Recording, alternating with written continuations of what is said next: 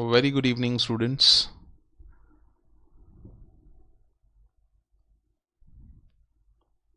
I hope I'm well connected with you guys.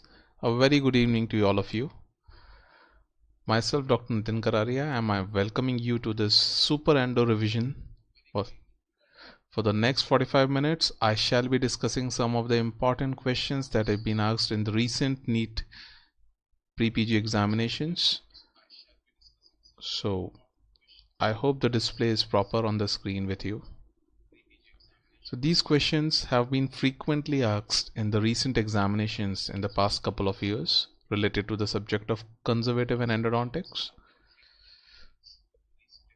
So let us start with the first question as displayed on your screens. The question number 1 says,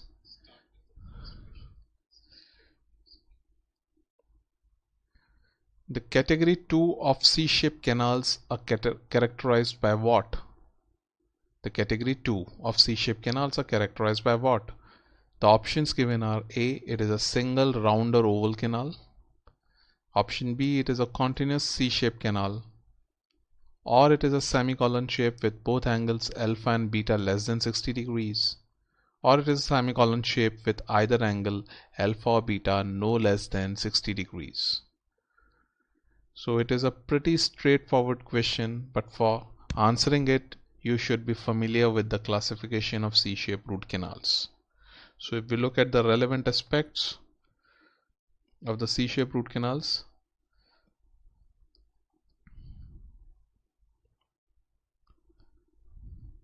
I hope the screen is properly visible to you.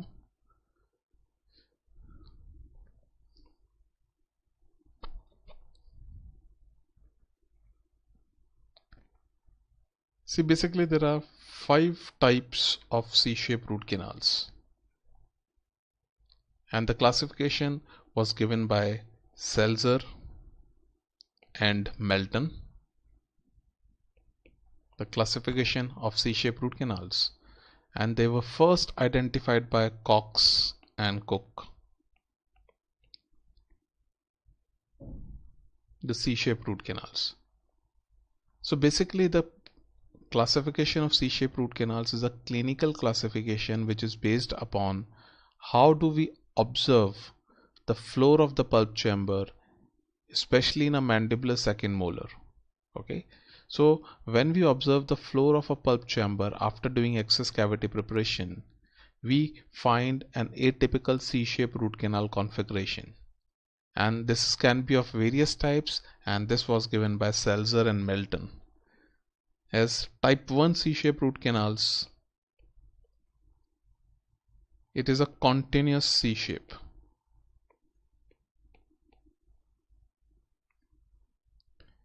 It is a continuous C shape, means when we observe the floor of the pulp chamber, we see a single orifice which is in the form of a letter C, continuous from mesial to the distal aspect.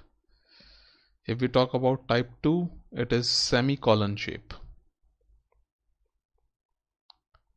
Semicolon shape.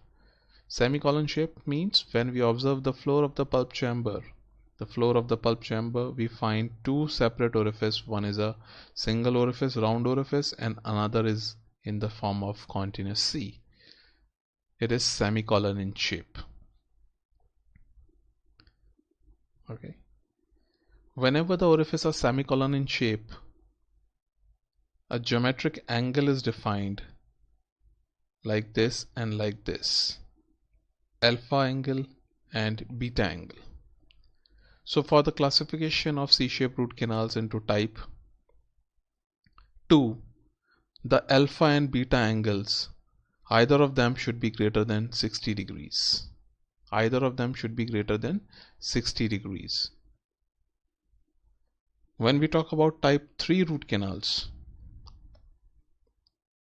C-shaped root canals, then we also have a somewhat semicolon shape,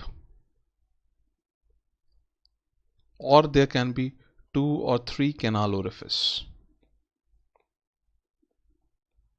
There can be 2 or 3 canal orifices arranged in the form of C. This is the floor of the pulp chamber. and you see multiple orifice, more than 2 orifice, but all of them are arranged in the form of C. Okay, so if we look at the question, it is asking you about category 2 C-shaped root canal. Category 2 C-shaped root canal. So definitely it is not a single round or oval canal. Single round or oval canal which is present is type 4 C-shaped root canal.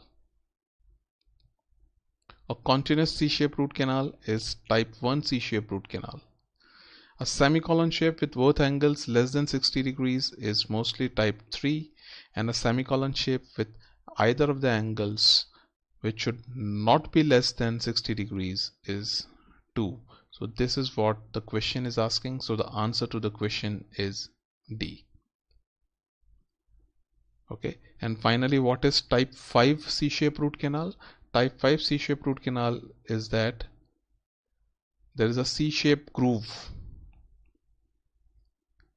There is a C-shaped groove and no canal is observed. There is a simple C-shaped groove with no canal being observed. So 1, 2, 3 and 4, these are the 5 types of C-shaped root canals, and it is a clinical classification based upon the observation of the pulp chamber after doing excess cavity preparation. So you have to remember the couple of things. What are the different types of C-shaped root canals? Who gave the initial finding about the C-shaped root canal? It was Cox and Cook. Who gave the classification? Selzon and Melton. Sometimes they even ask which group of teeth most commonly show the C-shaped root canals. Then C-shaped root canals are most commonly found in second molars mandibular. Second mandibular molars. Okay. They are the most common type of C-shaped root canals occurring in mandibular second molars. Okay, I once again explain the angles.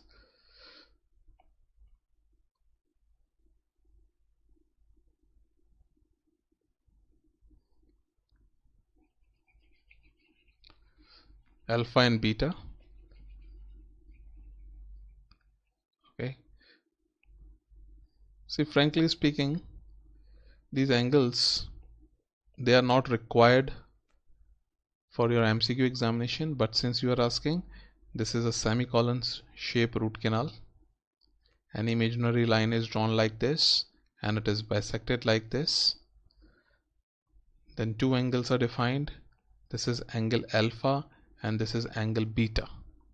Okay, for a type 2 C-shaped root canal, either alpha or beta should be greater than 60 degrees when measured. It should be greater than 60 degrees for type 2 C-shaped root canals.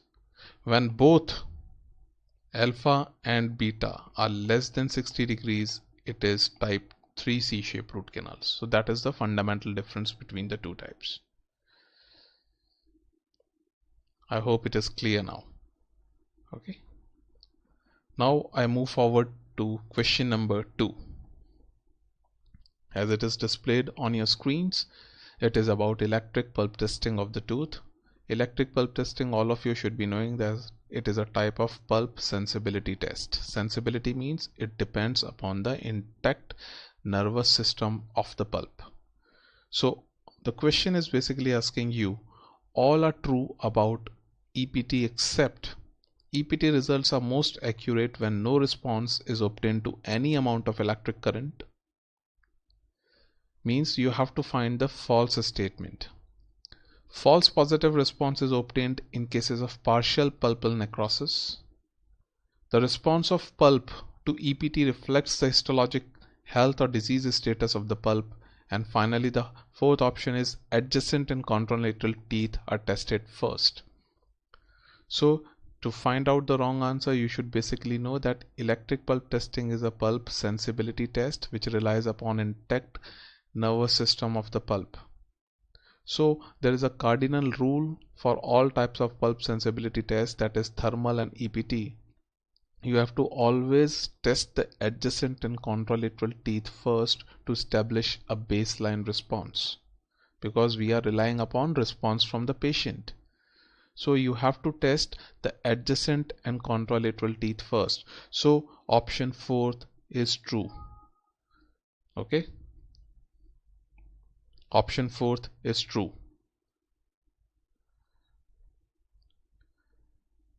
If we look at option number 1, EPT results are most accurate when no response is obtained to any amount of electric current. If you logically think that there is a scale of current on an EPT from 0 to 10, as we increase the intensity of current, the patient is likely to feel sensations of pain due to response from A delta nerve fibers which are present in the periphery of the pulp.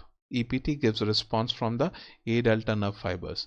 Now you are increasing the current, but patient is feeling no response. The patient is feeling no pain, there is no response from the patient. So most accurate when no response is obtained to any amount of current. Even at the maximum level of current, the patient is not having any sensation, means the pulp is degenerated. You are likely to arrive at a better diagnosis. So option A is also true. It is correct. So A and D are ruled out. Now we are left with options B and C. Option B says false positive response. False positive response is obtained in cases of partial pulp necrosis. Suppose I talk about a multi-rooted tooth like a mandibular molar, then there would be pulp organ in the two different roots. There can be partial pulp necrosis and the pulp can be intact in one of the tooth. So that intact pulp in one of the roots, although the majority of the pulp is degenerated, the intact pulp in one of the roots would give a response from the patient. So you will observe a false positive response in cases of partial pulpal necrosis. Majority of the pulp is necrosed. It requires root canal, but some viable nerve fibers are present in some of the areas of pulp that would result in sensation of pain to the patient due to the current from EPT. So option B is also correct. Look at the option C. The response of EPT reflects the histological health or disease status of the pulp. I have already told you that EPT simply states whether there are viable nerve fibers in the pulp or not. It does not give you any idea about the histological status of the pulp. So EPT would not reflect the histological status of the pulp cannot be determined with EPT. So option C is wrong and is the answer here. It is not true about electric pulp testing. Okay. So basically it is related to the concept of pulp sensibility test. Coming over to question number 3. The clinical pulp condition that reflects the histologic status of the pulp. Again something related to diagnostic pulp testing. Okay, these are the basics of endodontics and you have to be familiar with them. Good and basic questions come on these concepts only. The clinical pulpal condition that reflects the histologic status of the pulp can be reversible pulpitis, asymptomatic irreversible pulpitis, symptomatic irreversible pulpitis, or pulp necrosis. So these are the 4 different clinical diagnostic conditions of the pulp. The question is asking out of the 4, which clinical diagnosis would give you an exact picture about the histological status of the pulp. Looking at option number 1, reversible pulpitis. This is also called pulp hyperemia. Pulp hyperemia or reversible pulpitis. See, reversible pulpitis means on application of stimulus there is pain, on removal of stimulus the immediate pain is gone, isn't it? So pulp hyperemia or reversible pulpitis would never give you an idea about the histological status of the pulp. It is simply a clinical diagnostic condition which indicates that the pulp is more sensitive than usual. Hyperemia, it is hyperactive. Looking at option number B, asymptomatic irreversible pulpitis. Irreversible pulpitis is there, the pulp is grossly degenerated, inflamed, but the patient is not having any symptoms. Again, what is the amount of inflammation if the pulp cannot be found out with this clinical diagnosis of asymptomatic irreversible pulpitis. It gives you no idea about the histological status of the pulp. It simply indicates that the pulp is inflamed to such an extent that its recuperation or regeneration to a normal state is not possible. But the patient is asymptomatic. In majority of the cases, the patient remains asymptomatic. The option C is symptomatic irreversible pulpitis. The condition is same. It is irreversible pulpitis, but the patient is having symptoms. Symptoms like there is prolonged pain to the patient, there is spontaneous pain to the patient. But again, these clinical diagnoses cannot give you an idea about the status of the pulp. The fourth clinical diagnosis is pulp necrosis. Pulp necrosis means the pulp is completely degenerated and necrosed and it is not responding to any of your pulp testing methods, whether you are using cold, heat, EPT, or even if you are using a pulp vitality test like I would say laser Doppler flowmetry or pulse oximetry. The pulp is not responding to any of the tests, whether the sensibility test or the vitality test. Means pulp necrosis gives you a true idea about the histological status of the pulp. The pulp is completely degenerated histologically. So the answer to the question is D. The clinical pulpal condition that reflects the histologic status of the pulp is pulp necrosis out of the 4 options given. It gives you a true idea about the histological status. The pulp is irreversibly denatured. I hope all are able to understand. It's just a revision. Most of you are already familiar with the concepts. Coming over to question number 4. Okay.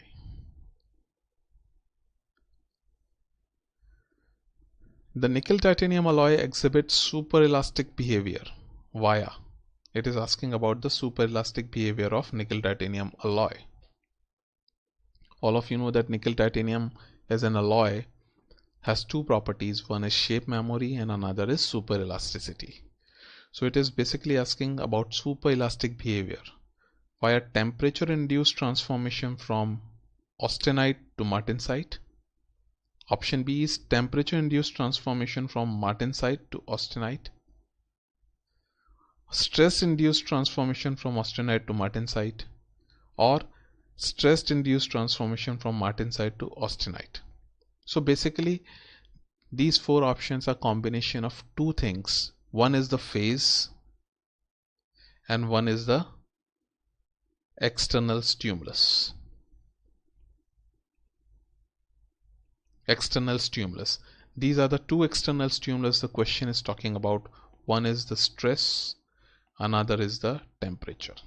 And what are the phases that change in nickel titanium? One is the external stimulus the question is talking about. The second thing it is talking about is the phase.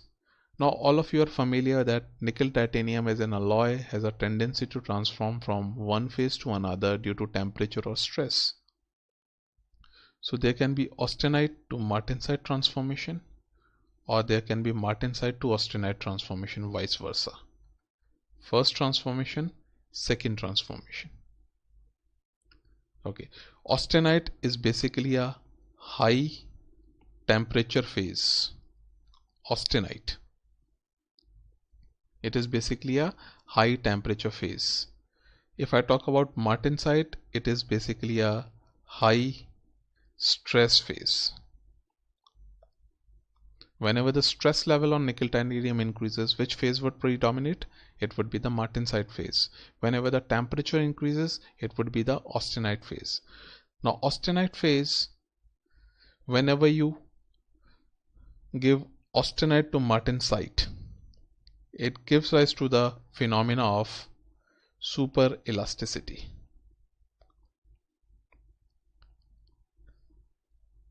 Okay, and whenever the phase changes from martensite to austenite, it gives rise to the phenomena of shape memory. There are two characteristics: superelasticity and shape memory. So whenever nickel titanium changes from austenite to martensite, it would exhibit the property of superelasticity. Whenever it changes from martensite to austenite, it exhibits a property of shape memory. Okay, this is what you have to remember from the basics. Now the question is asking about the superelastic behavior. So it would be basically from austenite to martensite, austenite to martensite. So we are ruled out with options B and D. Either option A or option C is the answer to this question. Now option A says temperature induced transformation from austenite to martensite, or stress induced transformation from austenite to martensite. So when the phase is changing from austenite to martensite, it would be because of stress. The phase would be changing from martensite to austenite because of temperature, because we know austenite exists at high temperature, martensite exists at high stress. So superelastic behavior is A to M transition, austenite to martensite, and it would be a stress induced transformation from austenite to martensite. So answer to this question would be C. Okay, so you have to basically remember A to M, superelasticity, M to A, shape memory. M or martensite exists at high stress and austenite exists at high temperature. Coming over to question number 5.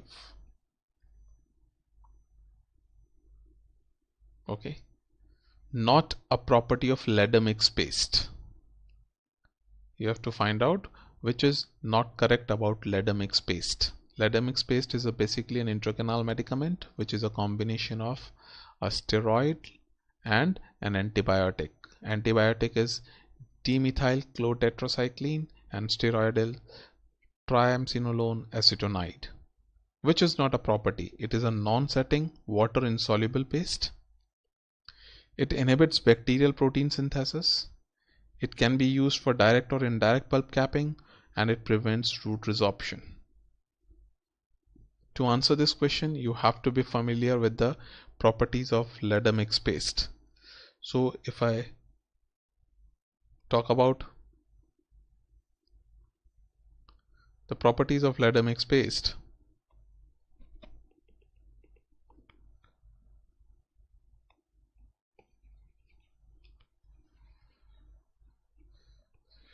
okay, ladder mix. If we discuss the ladder mix paste, it is introduced by Schroeder. It was introduced by Schroeder, and it basically consists of two things. One is antibiotic, that is 3% demiclocycline. 3% of demiclocycline and an anti-inflammatory agent.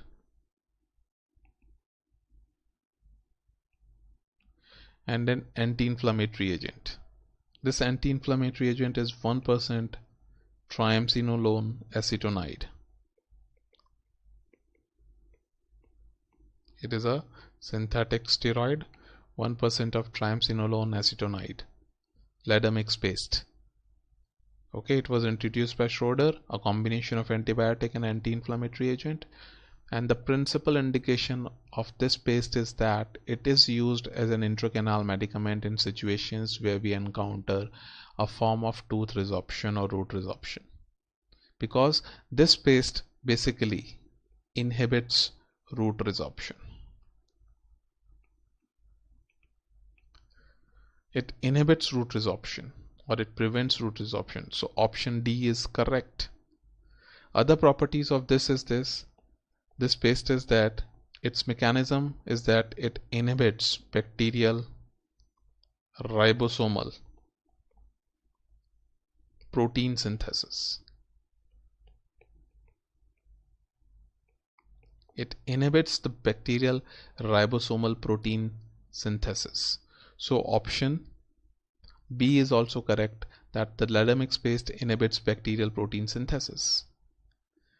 And this leather mix paste, apart from being used as an intracanal medicament, can also be used as a direct or indirect pulp capping agent because it is a combination of antibiotic and anti-inflammatory agent. It prevents the spread of the carious lesion. So in cases of indirect pulp capping, where we leave a small layer of caries on the surface of the pulp to prevent the exposure, this leather mix paste, when used as a pulp capping agent, would prevent the bacterial multiplication in the residual caries. So option C is also correct. And another property you have to remember, that this leather mix paste is a water soluble. It is a water soluble non-setting paste. So if we look at option number 1, it is a water insoluble non-setting paste, is partially incorrect. It is an non-setting paste. Non-setting paste means when we use it as an intracanal medicament, it would not set. It would remain semi-solid for its life. Okay, so it is a water soluble non-setting paste. So option A is incorrect and it would be the answer here. All other are true. Option A is partially correct. It is definitely a non-setting paste, but it is not water insoluble, it is water soluble. Okay, coming over to question number 6. Single visit endodontics is acceptable in all situations except. It is acceptable in all situations except. Now, to answer such questions, firstly you should understand the concept of single visit versus multiple visit endodontics. See, broadly speaking, there are no such indications or contraindications to single visit endodontics. There are no absolute indications or contraindications. Almost all cases can be successfully treated with single visit endodontics. If you have to rule out certain clinical conditions or situations, that would be relative, that would be comparative. So you have to look at the options provided to you and then answer accordingly. That's why even in the standard textbooks these days, there is nothing as indications and contraindications of single visit endodontics. I hope all of you are able to understand. There are no absolute contraindications to single visit endodontics. There are relative contraindications. We have to look for the options. Coming over to the options: painful irreversible pulpitis, chronic apical abscess, acute periradicular abscess, or asymptomatic apical periodontitis. In which of the 4 conditions will you not prefer doing a single visit endodontic? Why we would not prefer? Because the patient may have post-operative pain or discomfort in such clinical situation. I am not saying that the root canal would be unsuccessful. Root canal would be successful, but the patient would be experiencing more pain or discomfort. So out of the 4 clinical conditions given, if we look at option number 1, painful irreversible pulpitis, can we do single visit endodontic? Patient came to you with symptomatic or painful irreversible pulpitis. Yes, we can do single visit endodontics. No problem with that. It can be done. Once you remove the pulp, do the pulpectomy, the patient's pain would be gone.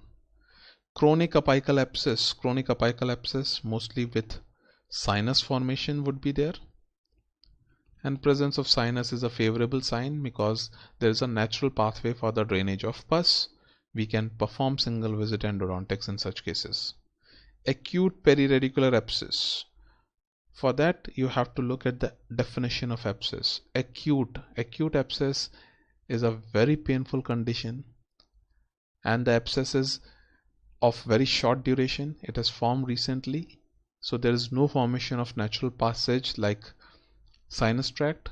So if we attempt to do single visit endodontics, see, endodontics means we would be focusing into the root canal. We would be debriding the root canal and disinfecting it. Just a minute.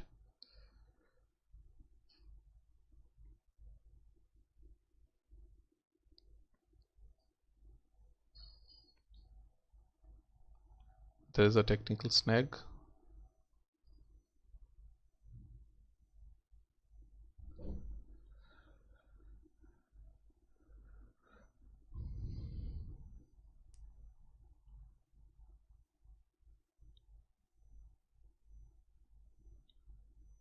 Just hold on.